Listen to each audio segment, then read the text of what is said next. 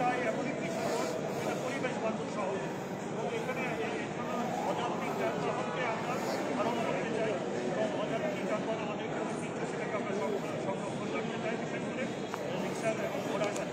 মাইকটা দিবেন, মাইকটা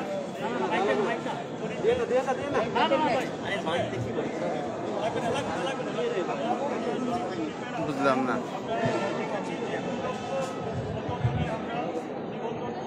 তাহলে সকলেই সুষ্ঠুভাবে যাতায়াত করতে পারবে এবং বিশৃঙ্খলার হবে না, যানজট সৃষ্টি হবে না, এবং একটি সমন্বয়ের আওতায় আমরা একটি শৃঙ্খলাবদ্ধভাবে আমরা এই যানবাহন ব্যবস্থাটাকে নিয়ে আসতে পারি।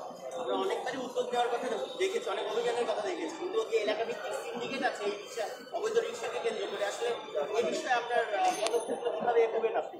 আমরা এরই মাঝে আমাদের রিক্সা সমিতি বিভিন্ন যারা আছেন তাদের সাথে কয়েক দফায় আমাদের দরবার হয়েছে, তাদের সকলের প্রেক্ষিতেই আমরা এই নিবন্ধন কার্যক্রমটা আজকে আপনারা জানেন যে আমরা সম্পন্ন করতে যাচ্ছি, এমন থেকে আমরা নম্বর এবং নিবন্ধন পত্র দেওয়া আরম্ভ করেছি।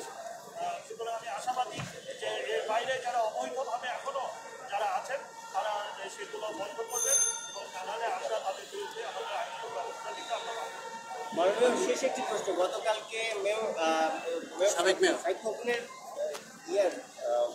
মন্তব্যের আপনার আসলে প্রতিক্রিয়া জানতে চাচ্ছি। দোকানের সেটার পক্ষে আপনার সাবেক মেয়র কিন্তু অনেক দেখেন মন্তব্য করেছেন। কত সুন্দর লাগছে, এই জায়গাটা তখন ছিল সব, এখন সব সুন্দর লাগছে, এটা দেখাই যাচ্ছে। তো আসলে কেউ ব্যক্তিগত আক্রোশের বশবর্তী হয়ে তোমাদের মতো যদি প্রলাপ করে, সেই প্রেক্ষিতে আমি একটি দায়িত্বশীল পদে থেকে জবাব নেওয়াটা মনে করি না যে সমীচীন হবে। সুতরাং আমি এবার বিষয়ে কোনো বক্তব্য দিতে।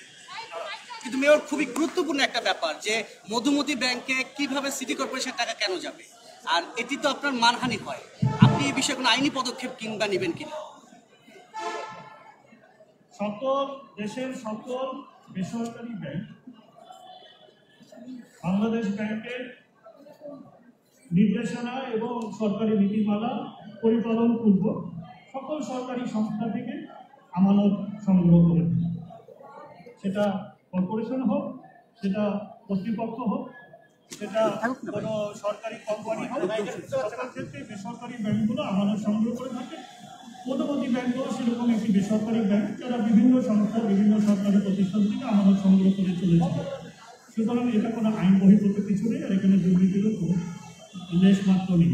দুর্নীতি তখন হয় যখন কেউ উপোস গ্রহণ করে, দুর্নীতি তখন হয় যখন কেউ ঘুষ গ্রহণ করে, দুর্নীতি তখন হয় যখন কোনো কাজ পাইয়ে দেওয়ার জন্য কমিশন বাণিজ্য করে, দুর্নীতি তখন হয় যখন বিল দেওয়ার নাম করে কমিশন নেওয়া হয়, দুর্নীতি তখন হয় যখন সরকারি প্রভাব ব্যবহার করে কাউকে প্রলোভন দেখিয়ে অথবা কোনোভাবে জিম্মি করে তার থেকে অর্থ আদায় করা হয় এবং সেই অর্থ নিজে আত্মসাৎ করা হয়, সেরকম পরিস্থিতিতে দুর্নীতি। ধন্যবাদ। পাবলিক প্লেসে এই ধরনের বক্তব্য দেওয়া কি মেয়র হিসেবে আপনার সুনাম ক্ষুণ্ণ করে কিনা? এটা ওনার অভিরুচি, ব্যক্তিগত অভিরুচি। আমরা যে অভিযান আরম্ভ করেছি, দুর্নীতির বিরুদ্ধে বলুন, অবৈধ দখলের বিরুদ্ধে বলুন, আমাদের এই অভিযান চলমান থাকবে এবং কেউ সেটা বাধাগ্রস্ত করতে পারবে। ধন্যবাদ।